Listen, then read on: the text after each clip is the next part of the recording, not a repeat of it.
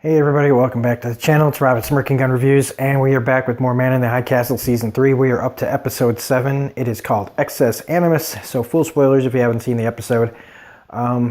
Really not much to talk about here. You could say there's a couple of big moments in here, but honestly, it's just a lot of character stuff, which isn't bad, but let's just get right into it. This is probably going to be a pretty short video because I just don't feel like talking about every little mundane thing that happens. So one of the big things that happens in this is that Juliana gets to Sabra. Abinson and his wife and Lem and Wyatt all take her there. Now, Wyatt's seen the videos, the videos. And he's having a hard time wrapping his head around it. But they take her there, which is where she finds Frank and Ed. And I suppose it should be more emotional if I like Ed and Juliana as far as like them meeting each other, but like Frank, Frank is just, all these characters are just not that very interesting to me. Again, like I've said, like the antagonists are just not as interesting as the protagonists. So this tearful reunion, well, it's good for the story.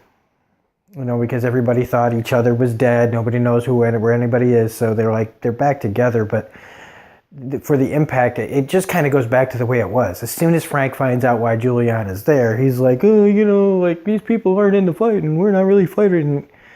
It's the same old Frank bullshit that we've been getting since the beginning.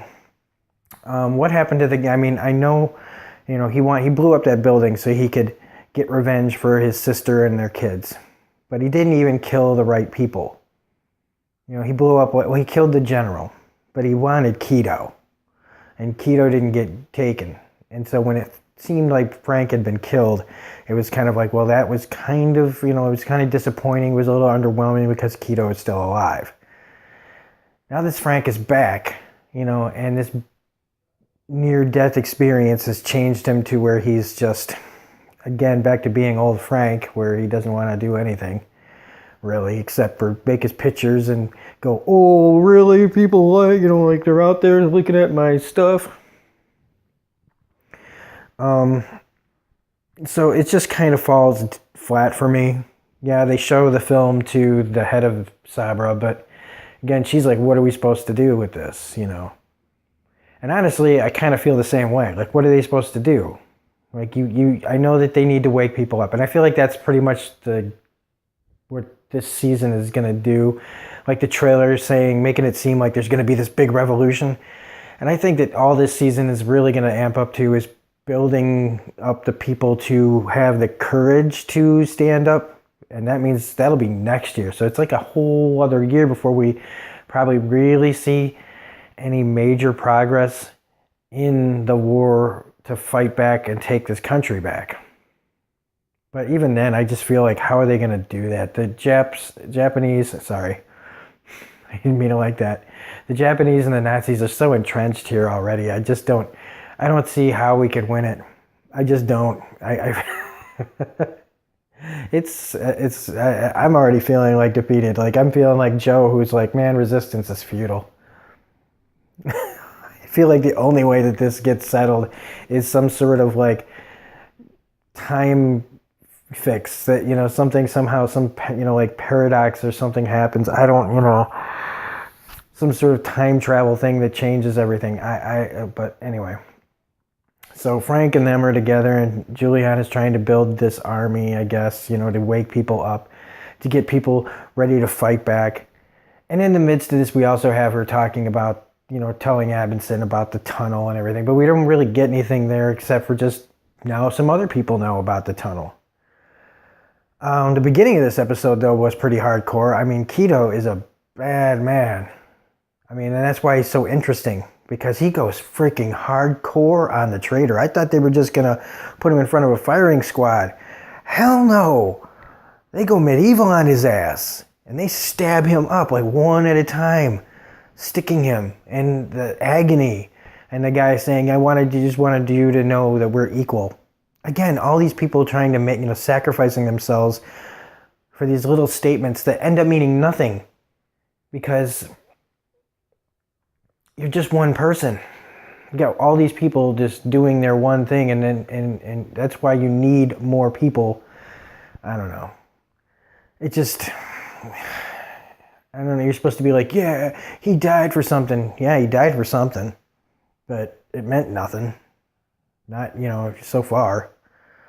Um, Smith's, problems are interesting as well. Again, protagonist with the better story. Dealing with his vision, him seeing his son. He's watching all these films, starting to get a little highway hypnosis, I think, and possibly maybe even going to start connecting to maybe his own past lives, which it kind of seems maybe he is doing. But, seeing his son and then seeing all the bodies come out of the water, that was a pretty cool visual, a cool reflection of Smith's subconscious and his own probably, hopefully, guilt, realization of what he's done.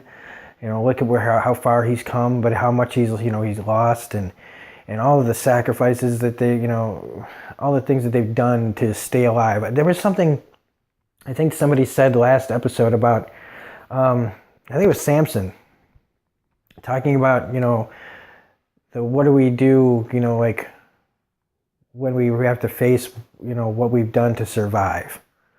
And I think that's kind of like what Smith is going through, because he's done some pretty bad shit. He's done some unforgivable stuff. And so if he really looks inside and sees, that his family could, he's losing his family, little by little here, he maybe he's finally seeing that he deserves it. Him and what's the scientist's name? The crazy Nazi fucker. Now I can't even remember his name. Their conversation about they're building the bridge between the worlds. That was pretty interesting to hear about. And again, there's just a bunch of little details in here. Nothing too major. Poor Bob. Bob's having a bad week. First they lose all their truck, and then he comes home and finds out that somebody took over his shop, and then he tries to get his prostitute to do his usual, little ceremony, and then he gets taken there, and then he gets the shit beat out of him by the pimp. Best dressed pimps I've ever seen. And then gets, interrogated by Keto to find out where Ed is. And so he's just having a really bad week. And hopefully things turn around for him, but I mean, dang. What else do we got here? Keto and Tagomi. Tagomi coming clean to Keto about everything, about travelers and all this stuff. Everybody kind of having to wrap their head around this. As each episode goes by, more and more people start to figure out what's going on. Frank and Juliana make out, which again, she's just, these characters are all balanced from relationship to relationship. It's I'm not one to judge. I guess I shouldn't be judging people, but it just seems like, Juliana and Joe, then Joe and Nicole, then Joe and Juliana, then Juliana and Frank. And in between that, at the beginning, it was Juliana and Frank, then Juliana and Joe, then Nicole, then it's just, and Nicole's with Thelma. It's like, holy crap.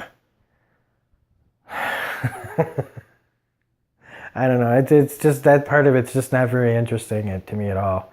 And that's about it. That really is about it. Anything I've missed in here is small potatoes. Just, Keto and Tagomi talking about the reality of their situation, that Juliana is working for them for now. So that's about it. So I will be making episode, what was that? We're on episode 8. We'll be doing episode 8 a little while from now. I'm going to chill out and watch some football for a little while, and then we'll be back to making more videos. And then there's Walking Dead tonight. So we'll see you later. Have a great day. Peace.